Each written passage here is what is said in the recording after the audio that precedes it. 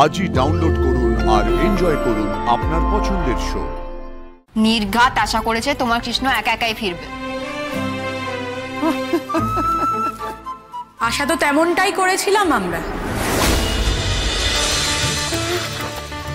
তোদের এত দেরি কেন হলো? তোদের তো অনেক আগে চলে আসার কথা ছিল।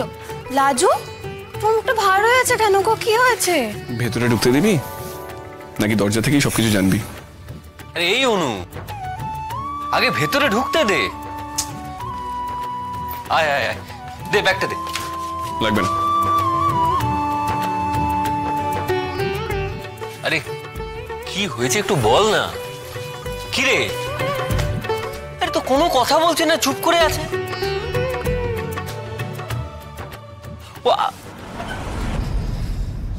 কি গো, তোর কপালটা এরকম লাল হয়ে আছে কেন? কি হয়েছে?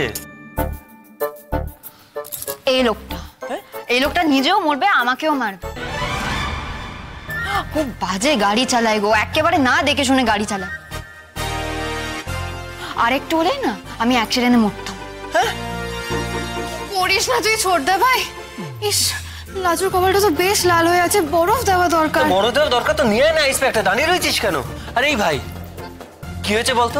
তুই ঠিক করে বল কি হয়েছে। অ্যাক্সিডেন্টের কথা মানে? আর না দেখে গাড়ি চালানোর কথা কি? দাদা ভাই, অ্যাক্সিডেন্ট কেন করতে যাব? এই উনি কথা বলতে বলতে সিট বেল্ট খুলে বসেছিলেন, এবার হঠাৎ করে গাড়ির সামনে একটা লোক চলে আসে। এবার বুঝতেই পেরেছিস, চোখ বন্ধ করে হাঁটা চলা দোয়াটা লোকজন বেশি রাস্তায়। হঠাৎ করে আমাকে ব্রেক চাপতে হয়, এবার ড্যাশবোর্ডে মাথায় গুঁতো খায়। ভাগ্য ভালো উইন্ডশিল্ডটা ভাঙেনি। বুঝো কাণ্ড। এই মেয়ে, তুমি সামনের সিটে বসে সিট বেল্ট খুলে দিয়েছো? ওটা তো ম্যান্ডেটারি। দেখেছো অনু দিদি, আমার মাথাটা ভুলে গেছে সেটা ভাবছে নে। গাড়ির জানলা ভাঙলে আমার যে কি দশা হতো সেটাও ভাবছে নে। শুধু গাড়ি ঠিক আছে কিনা সেটা ভাবছে, যেমন সেটাই খুব একেবারে বড় কথা। ও মা, তোরা এসে গেছিস? এতটা পথ এলি, আর বসিস না। হ্যাঁ, টান টান করে ফ্রেশ হয়ে নি। তুমি ভালো আছো ঠাম্মি? ভালো আছি, খুব ভালো আছি। শুধু তোর জন্য একটু মন খারাপ করছিল। মন খারাপ করছিল? নিচে কথা, একদম মন খারাপ করছিল না তোমার আমার জন্য। নির্ঘাত আশা করেছে তোমার কৃষ্ণ একা একাই ফিরবে। আশা তো তেমনটাই করেছিলাম আমরা।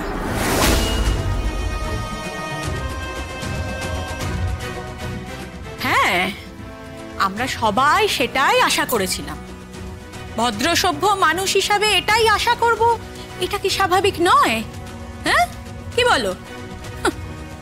একটা অল্প বয়সী মেয়ে সম্পূর্ণ বিনা পরিচয় একটা অনাত্মীয় পরিবারে বাস করছে। এটা ভাবাটা একটু অসুবিধার নয় কি? হ্যাঁ, তাই ভেবেছিলাম তোমার বাবা মার হয়তো এবার চৈতন্য হবে, তারা তোমাকে ফিরিয়ে নেবে। কিন্তু না, আমার ভাবনাটাই তো ভুল। তারা ফিরিয়ে নেবে কেন? তারা তো এমন একটা পরিবার পেয়েছে, একটা ভদ্র সভ্য মধ্যবিত্ত পরিবার পেয়েছে যেখানে মেয়েকে রেখে দেওয়া যায়, আর সেটা সম্পূর্ণ বিনা খরচায়।